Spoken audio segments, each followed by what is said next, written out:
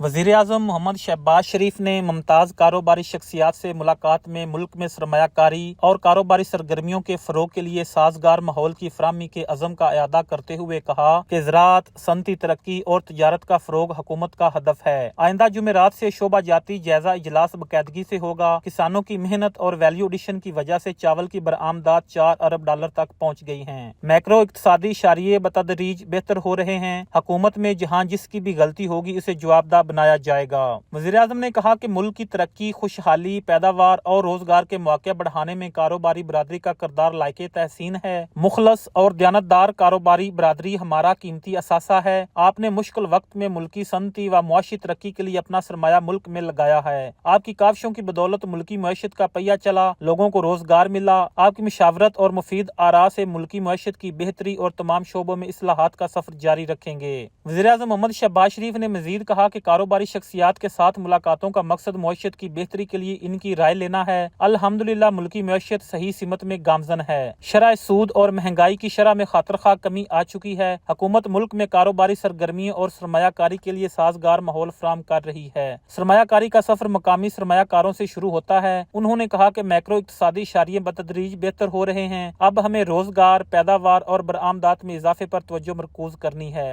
زرعی اور صنعتی ترقی، تجارت کی بہتری ہمارا ہدف ہے۔ کاروباری برادری اور صنعت کاروں کے مسائل کا حل حکومت کی اولین ترجیح ہے۔ انہوں نے کہا کہ کاروباری حالات کو بہتر بنانے کی کوششوں اور سازگار ماحول کے فروغ کے لیے حکومت بھرپور تعاون کرے گی تاکہ ملک کے مایہ ناز صنعت کار ملک میں خود بھی سرمایہ کاری کریں اور غیر ملکی سرمایہ کاروں کو بھی ملک میں سرمایہ کاری کے سازگار ماحول کے بارے میں بھی آگاہ کریں اور غیر ملکی سرمایہ کاری کے اضافہ میں مدد کریں۔ اگر ملکی سرمایہ کار سرمایہ لگائیں گے تو بیرون ملک سے بھی سرمایہ کاری ہوگی۔